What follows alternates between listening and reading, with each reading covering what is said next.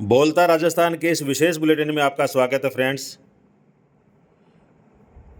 सीकर जिले की लक्ष्मणगढ़ तहसील के जाजोद गांव में मुख्य बाजार में जाजोद मार्ट के ऊपर जामा मस्जिद के पास माइंड स्पेस लाइब्रेरी का उद्घाटन समारोह पूर्वक किया गया।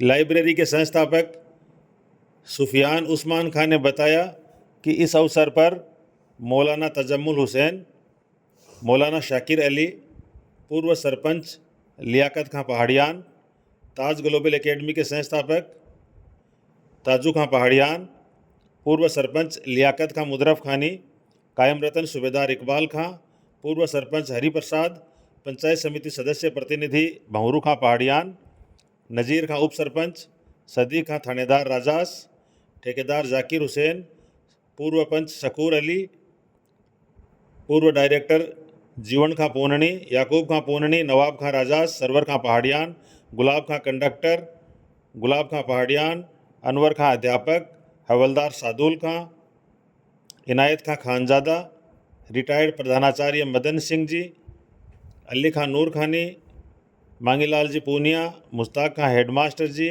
भैरू सिंह जी शेखावत, नानू खां मलकान, रोशन खां मास्टर जी, हनुमान सिंह पूनिया, मनवर खां मुदरफ खानी, चांद खां मुदरफ खानी, सरस्वती स्कूल जाजोद के निदेशक अकरम खां, रामेश्वर भाटिया, सलीम खां नवाब, असलम खां पहाड़ियान, मनवर खां पंच, अजीज़ खां फौजी, रजाक खां पंच, सरदार खां दिलावर खानी, एहसान खां पहाड़ियान, नवाब खां मोयल, जहांगीर खां मास्टर, सलीम खां मेडिकल, आबिद खां जोया सहित कई गणमान्य जन मौजूद रहे।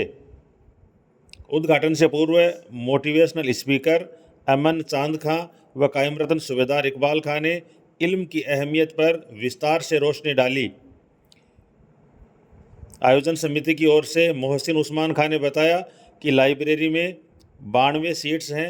यहाँ शांत वातावरण के साथ पढ़ने योग्य माहौल और एक्सपर्ट की टीम का मार्गदर्शन हमेशा निःशुल्क उपलब्ध है। कार्यक्रम के आखिर में उस्मान खां पहाड़ियान ने आभार प्रकट किया। इससे पहले सुफियान खान ने अतिथियों का स्वागत किया। कार्यक्रम का संचालन मुबारिक अली जाजोद ने किया। तो कुल मिलाकर जाजोद में एक और लाइब्रेरी का उद्घाटन हुआ। एक और का मतलब है कि पहले से 2 लाइब्रेरी रनिंग में है और ये तीसरी लाइब्रेरी का उद्घाटन हुआ। तो इससे प्रतियोगी परीक्षाओं की तैयारी कर रहे विद्यार्थियों को बहुत बड़ी मदद मिलेगी तैयारी करने में, और एक कंपटीशन का माहौल जाजोद गांव में बनेगा। तो आयोजकों को बहुत बहुत शुभकामनाएं। चलते चलते आपको सुनवाते हैं कि युवा मोटिवेशनल स्पीकर अमन चांद खान ने अतिथियों से क्या आग्रह किया, किस तरह का उनका अंदाज़ बयां रहा, उनको और कायम रतन सूबेदार इकबाल खां को हम सुनते हैं कि लाइब्रेरी के उद्घाटन के मौके पर उन्होंने क्या कहा।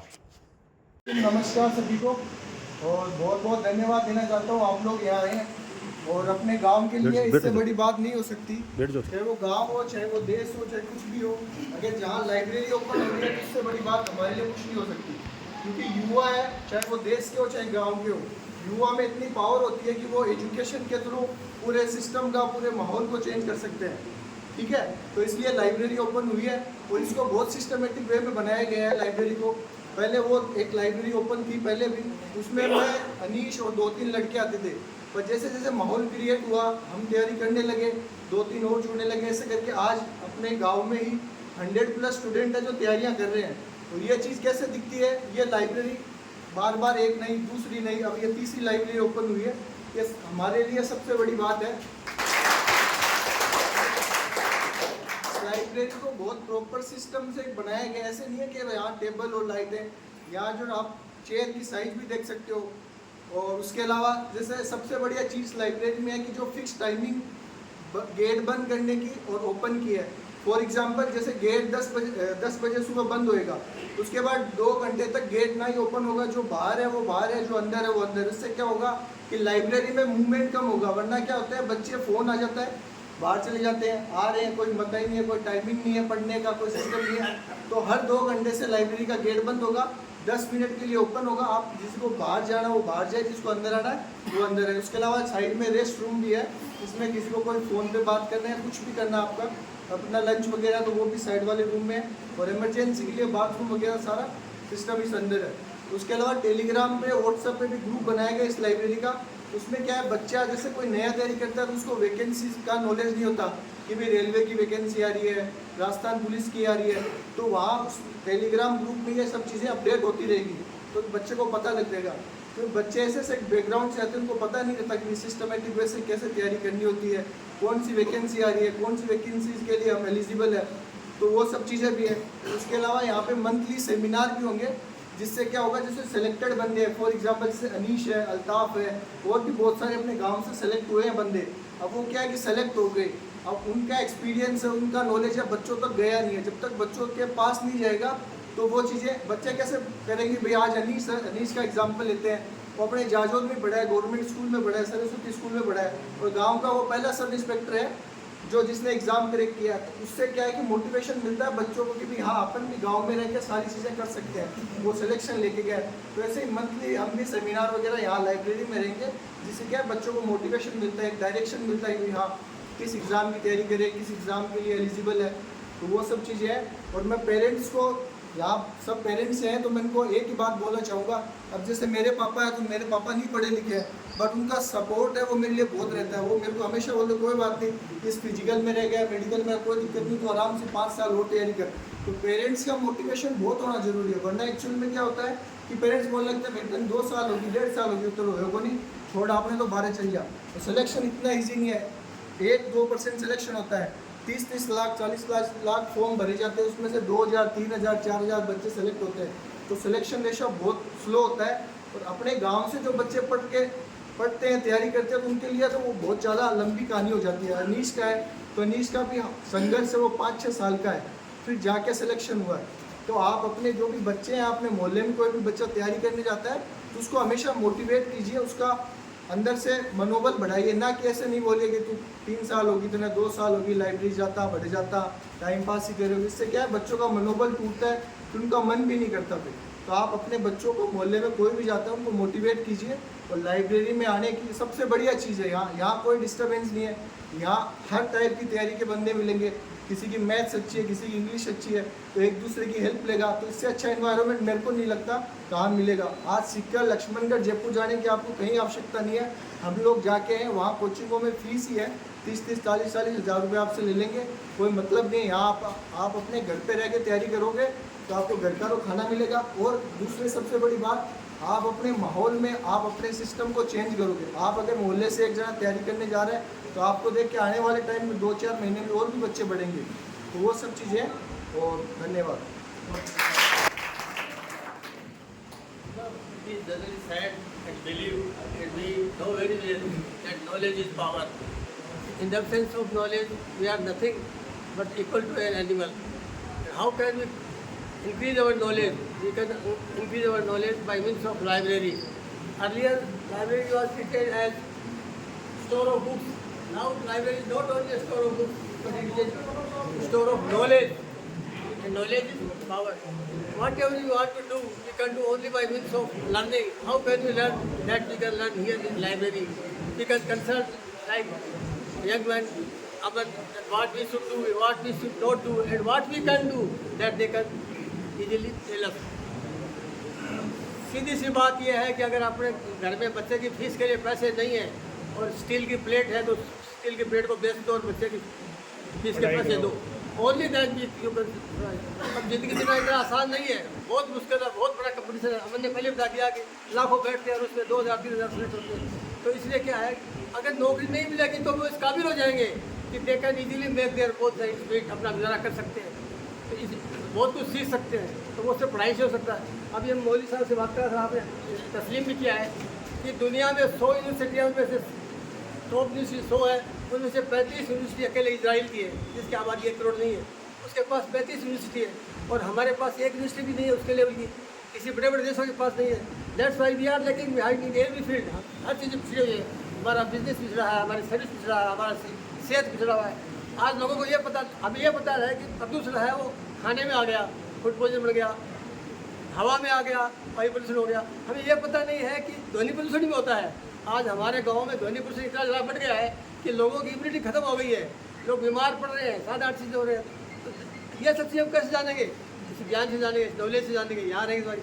अब इसको जिस तरह से बनाया गया है ये साउंड प्रूफ है, इसमें कोई आवाज़ नहीं आएगी बाहर की, कोई ध्वनि प्रदूषण नहीं होगा और बच्चा आराम से पढ़ सकेगा। तो इन सब चीज़ों का ध्यान रखो। मेरा यही कहना है कि get more and more knowledge, only then you can success. Thanks.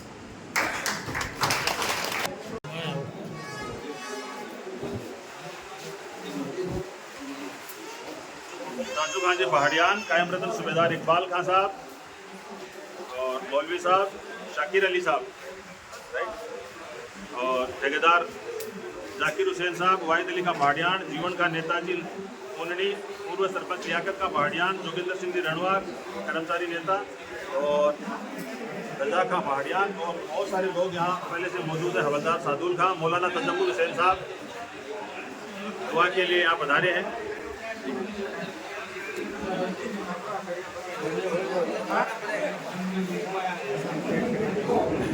तो पूरा हॉल खचाखच फुल है, लगभग 92 सीट इस लाइब्रेरी में है। तो 92 तक संख्या होने तक दिक्कत नहीं है, साउंड प्रूफ है, एकदम शांत वातावरण है।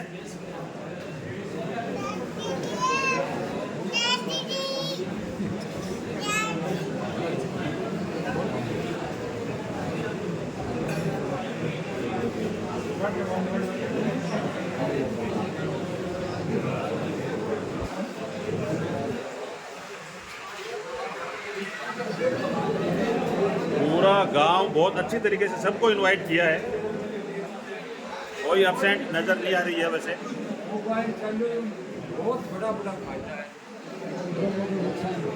ये रूफ खान जी डायरेक्टर साहब और मनवर का पंच सरदार खान जी, शकूर अली सीनियर पंच साहब, सब लोग यहाँ मौजूद हैं। छोटे छोटे बच्चे, पूरा हॉल एकदम फुल है। यूथ की टीम यहाँ मौजूद है। तो एक बदलाव देख सकते हैं, 3 लाइब्रेरी हमारे गांव जाजोद में ओपन हो चुकी है और तीसरी लाइब्रेरी का आज उद्घाटन गांव के गणमान्य मौजूद लोगों की उपस्थिति में हुआ है।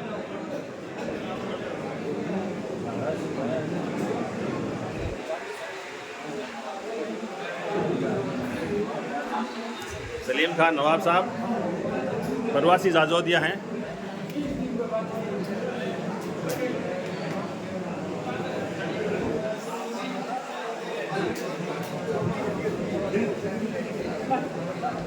एजुकेशन सबसे बड़ा धन है और उसी धन के संचय का प्रयास लगातार हो रहा है।